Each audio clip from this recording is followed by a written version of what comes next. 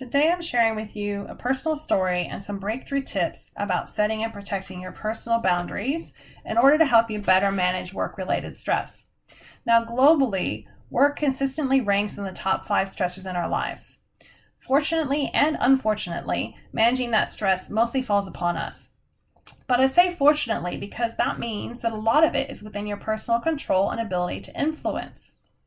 What's particularly important in doing so is your personal ability and discipline to set and protect your boundaries and your energy.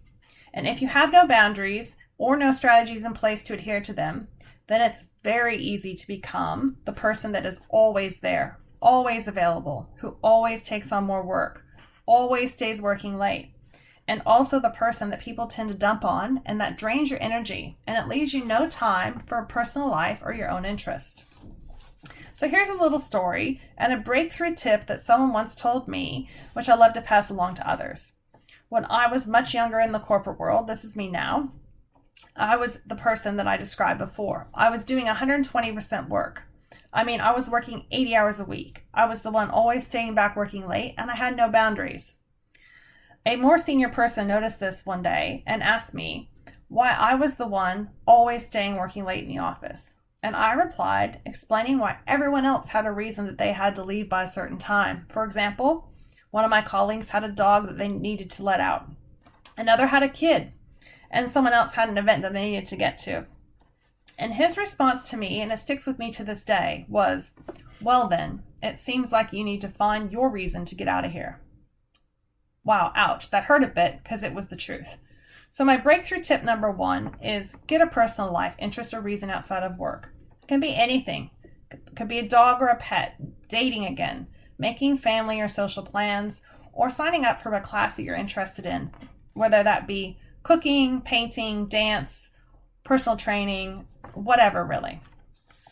And you're much less likely to miss that if it's a commitment that you've made, someone or something is counting on you to be there to show up at a certain time, and if you're paying money for it.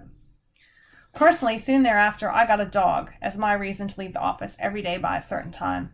And I also signed up for some classes, such as dancing, Pilates, and music. Now I have a child who's my reason and keeps me busy, but I still try to participate in my interests. So to recap, breakthrough number 1, first and foremost, is to get a personal life, interest, or reason outside of work. And breakthrough tip number 2 is to establish your boundaries, which we're going to talk more about now.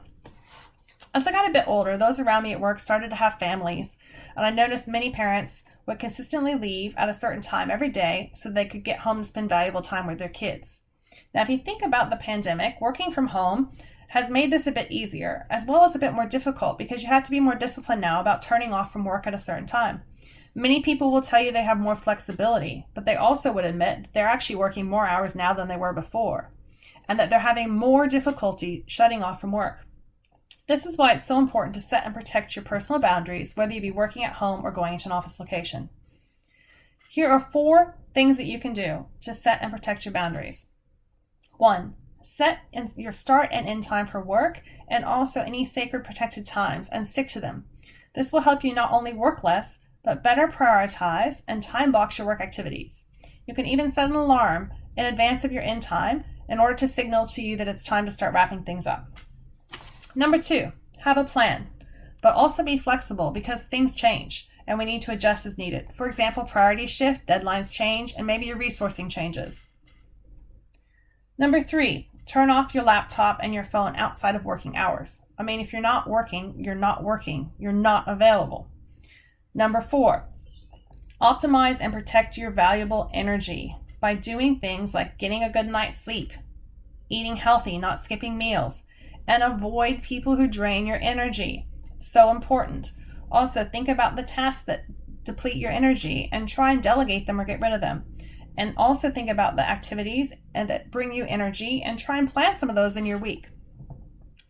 Optimizing your energy is really a whole topic unto itself. In fact, we have a whole coaching program that's specifically focused on practical ways to help people improve their energy.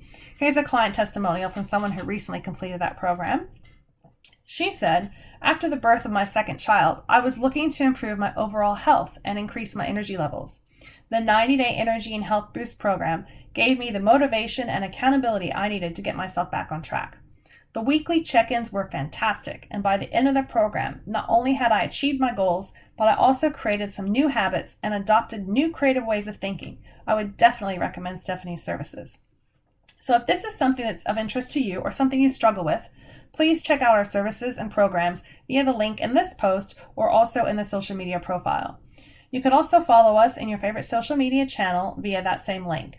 I sincerely hope that you are able to set and protect your boundaries as the key to reducing your work-related stress and increasing your energy and improving your happiness in your personal life as well.